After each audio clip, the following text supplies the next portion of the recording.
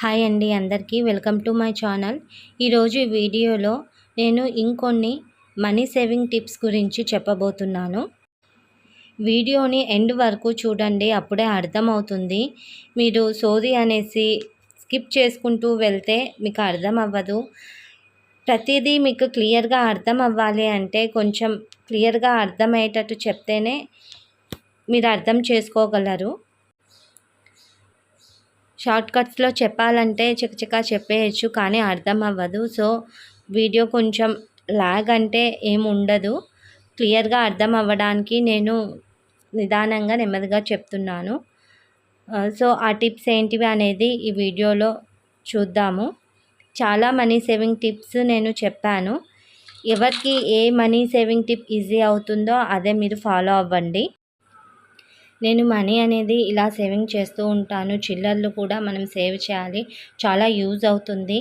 ఎక్కడన్నా బయటికి వెళ్ళినప్పుడు ఏదైనా షాపింగ్ చేశాక కానీ ఏదన్నా వస్తువులు కొన్నాకనో ఎంతో కొంత డబ్బు మిగులుతుంది కదా, అది కూడా మీరు తెచ్చి ఈ విధంగా కిటీ బ్యాంకులలో కానీ ఏదైనా డబ్బాలలో కానీ వేసి పెట్టుకుంటే మీకు అవసరమైనప్పుడు చాలా హెల్ప్ చేస్తుంది.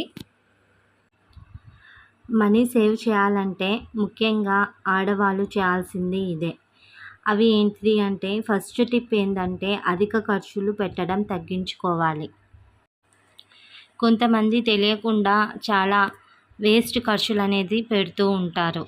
అది మనకి యూసేజ్ లాగానే అనిపిస్తుంది, కానీ అది తెచ్చి ఒక మూలన పడేస్తాం. దానివల్ల మనకి ఎటువంటి యూజ్ అనేది ఉండదు. మనం ఏదన్నా వస్తువు కానీ ఇంట్లోకి ఏదన్నా తెచ్చుకోవడానికి ఒకటికి 10 సార్లు ఆలోచించి తీసుకోవాలి. ఇది మనకి యూజా లేకపోతే వేస్టా అనేసి. సో ఇవే చాలా అమౌంట్ అనేది తినేస్తుంది, మనకు తెలీదు. సో ఇటువంటివి మీరు తగ్గించుకుంటే మనీ అనేది సేవ్ చేసుకోవచ్చు. నేను ఇంతకుముందు వీడియోలో కూడా చెప్పాను. ఇప్పుడు మనము ఒక వస్తువు తీసుకోవాలి అంటే ఒక 4-5 వెబ్సైట్స్ చూడండి.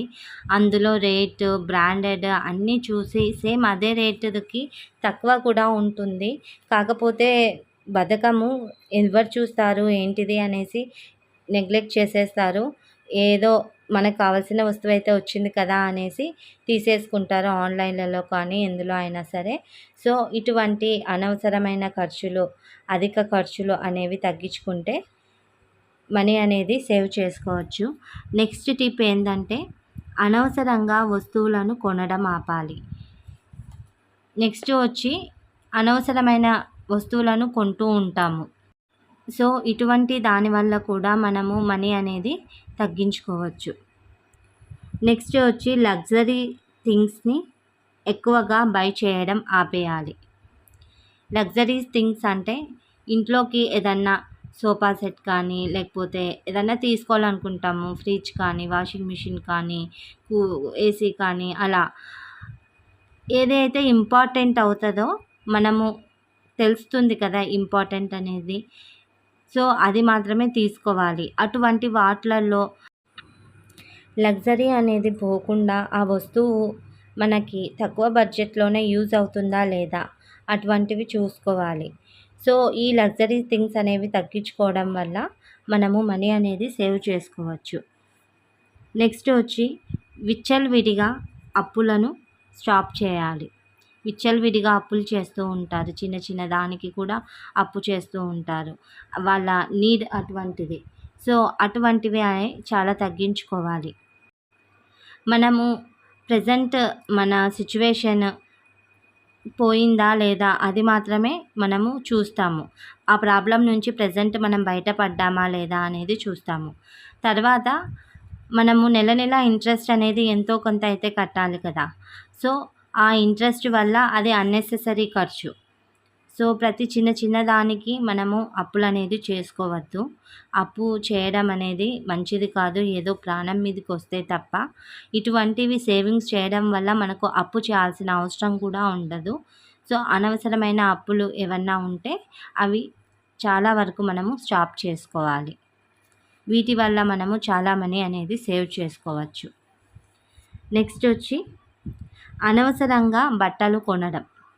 చాలామంది అనవసరంగా బట్టలు కొంటూ ఉంటారు. ఏదైనా చిన్న ఫంక్షన్ వచ్చినా కొంటారు. ఇంట్లో ఆల్రెడీ బోలెడన్ని బట్టలు ఉంటాయి. కబోర్డ్ ఓపెన్ చేయగానే బట్టలొచ్చి మన కాళ్ళ మీద పడుతూ ఉంటాయి. బీరువా ఓపెన్ చేసినా బట్టలు. ఎక్కడ చూసినా డైలీ వేర్ కానీ, ఫంక్షన్ వేర్ కానీ, పార్టీ వేర్ కానీ ఇంటి నిండా బట్టలే ఉంటాయి. సో, అయినా కూడా ఏదన్నా ఫంక్షన్ వస్తే బట్టలు కొంటారు చాలామంది. సో, దీనివల్ల మనీ అనేది చాలా సేవ్ చేసుకోవచ్చు. ఇటువంటివి కూడా బాగా తగ్గించుకోవాలి. ఇది కూడా మనకు మనీ సేవ్ చేయడానికి ఒక మంచి టిప్‌గా హెల్ప్ అవుతుంది. సో, నెక్స్ట్ టిప్ ఏందంటే ఎలక్ట్రిసిటీని వృధా చేయడం. ఇవి మనకి చిన్న చిన్నవే అనిపిస్తాయి. చాలామంది ఆలోచించి ఆచితూచి కొంతమంది మనం అనుకుంటాము గమనిస్తే చాలామంది ప్రతి ఒక్కటి ఆచితూచి తీసుకుంటారు డబ్బుల విషయంలో. సో, వీళ్ళెందుకు ఇంత చేస్తుంటారు అని మనం అనుకుంటాం. కానీ వాళ్ళు ఆ మనీ అనేది సేవ్ చేస్తారు. అది మనము గుర్తించలేము. ఫ్యాన్ వేస్తూ ఉంటాము. తిరుగుతూ ఉంటది కానీ ఎవ్వరు ఉండరు. టీవీ వాగుతూ ఉంటది కానీ ఎవ్వరు ఉండరు. లైట్స్ వెలుగుతూ ఉంటాయి కానీ పగలే ఉంటది కానీ లైట్స్ వేసుకుంటాము. సో, ఇటువంటివి చిన్న చిన్నవి తగ్గించుకోవడం వల్ల మనము మనీ అనేది సేవ్ చేసుకోవచ్చు. అనవసరమైన ఎలక్ట్రిసిటీ కూడా మనీ వృధా చేయడానికి ఒక కారణమే. సో, ఇది కూడా మనం సేవ్ చేస్తే ఇది మనకు మనీ సేవ్ చేయడానికి ఒక టిప్‌గా యూజ్ అవుతుంది.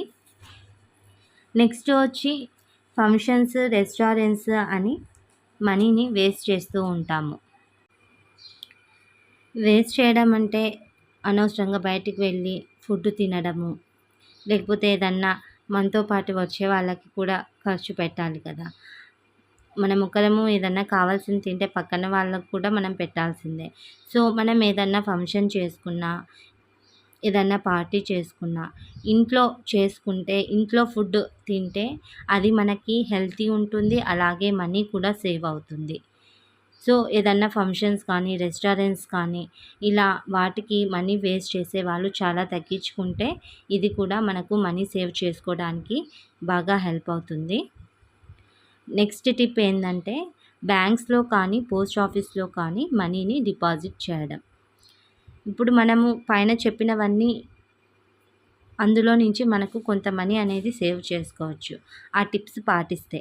సో, ఆ మనీని మనం ఏం చేయాలంటే ఏదన్నా బ్యాంక్‌లో కానీ, పోస్ట్ ఆఫీస్‌లో కానీ డిపాజిట్ చేసుకోవడం వల్ల దానికి ఇంత ఇంట్రెస్ట్ అనేది కలిపి మనకి కొంచెం మంచి అమౌంట్ అనేది వస్తుంది. సో, ఈ విధంగా మనము సెపరేట్‌గా వాటి కోసం ఏదన్నా డిపాజిట్ చేయాలంటే సెపరేట్ మనీ చేయకుండా ఇలా మీరు ఒక టార్గెట్ పెట్టుకోండి. మంత్లీ ఇంత, సంవత్సరానికి ఇంత అనేసి ఏదైనా గోల్డ్ స్కీమ్ కానీ, లేకపోతే మ్యూచువల్ ఫండ్స్ కానీ ఇటువంటివి చేయడం వల్ల మనీ అనేది సేవ్ చేసుకోవచ్చు. మనీ ఇంక్రీజ్ అవ్వడానికి మ్యూచువల్ ఫండ్స్ కానీ, ఏదన్నా ఫిక్స్డ్ డిపాజిట్ కానీ ఇటువంటివి కొన్ని స్కీమ్స్ అనేవి ఉంటాయి. మనం బ్యాంక్‌లో వెళ్ళి తెలుసుకుంటే వాళ్ళు చెప్తారు. మనకు తెలియని విషయాలు చాలా ఉంటాయి. సో, ఒక్కసారి బ్యాంకుకి వెళ్తే వాళ్ళు మనకి ఇలా సలహాలు కూడా ఇస్తారు. తో సో, మనము సేవ్ చేసిన మనీని డిపాజిట్ చేసి దానికి ఇంట్రెస్ట్ కలిపి ఒక మంచి అమౌంట్‌ని మనం ఎర్న్ చేసిన వాళ్ళం అవుతాము. మనము రోజు మన లైఫ్ మార్నింగ్ నుంచి పడుకునే వరకు ఎన్నో పనులు చేస్తూ ఉంటాము. దానికి మనీ అనేది ఏదో ఒక రూపంలో ప్రతిరోజు ఎంతో కొంత మనీ అయితే మనము ఖర్చు పెట్టాల్సిందే. పాలకంట, నీళ్ళకంట, వెజిటబుల్స్ కంట, ఇంకా పిల్లలకి ఏదైనా అవసరమైతే. సో, అందులో మనము ఏది యూజో, ఏది మనకి ఏది అన్నెసెసరీనో తెలుసుకొని నోట్ చేసుకోవడం వల్ల రోజు ఒక బుక్ కానీ, లేకపోతే ఒక క్యాలెండర్ కానీ, ఫోన్‌లో ఏదైనా రిమైండర్ కానీ పెట్టుకోవడం వల్ల మనీ సేవ్ చేయాలి అని గట్టిగా అనుకున్న వాళ్ళకి చెప్తున్నానండి నేను. కంపల్సరీగా మనీ అయితే సేవ్ చేసుకోవచ్చు. పిల్లలకి కూడా ఇప్పటి నుంచే మనము మనీ ఎలా సేవ్ చేయాలి అనేది వాళ్ళకు నేర్పిస్తే వాళ్ళు కూడా మనీ సేవ్ చేసుకుంటారు. పెద్దగా కష్టం అనేది ఉండదు. మనలాగా మనీ సేవ్ చేయాలంటే వాళ్ళకి ఇబ్బందిగా ఉండదు. అది కూడా మనకి యూజ్ అవుతుంది. దాని గురించి కూడా నేను ఒక వీడియో తీస్తాను. పిల్లలకు మనీ ఎలా సేవింగ్ చేయాలి అనేది. సో, ఈ టిప్స్ అన్నీ కంపల్సరీగా మనీ సేవ్ చేయాలన్న వాళ్ళైతే పాటించండి. కంపల్సరీగా అయితే మీకు మంచి రిజల్ట్ ఉంటుంది. ఈ వీడియో చాలామందికి యూస్ఫుల్ అవుతుందని అనుకుంటున్నాను. వీడియోని చాలామంది చూస్తున్నారు కానీ సబ్స్క్రైబ్ చేసుకునే వాళ్ళు చాలా తక్కువ మంది ఉంటున్నారు. మీకు ఎటువంటి ఇన్ఫర్మేషన్ కావాలనేది నాకు కమెంట్ సెక్షన్లో పోస్ట్ చేస్తే నేను దానికి రిలేటెడ్గా మంచి వీడియోస్ తీస్తాను. మీ సపోర్ట్ అనేది నాకు చాలా అవసరము. నా వీడియోని లైక్ చేయండి, షేర్ చేయండి, సబ్స్క్రైబ్ చేయండి. వీడియో చూసిన ప్రతి ఒక్కరికి ధన్యవాదాలు. Thank you for watching.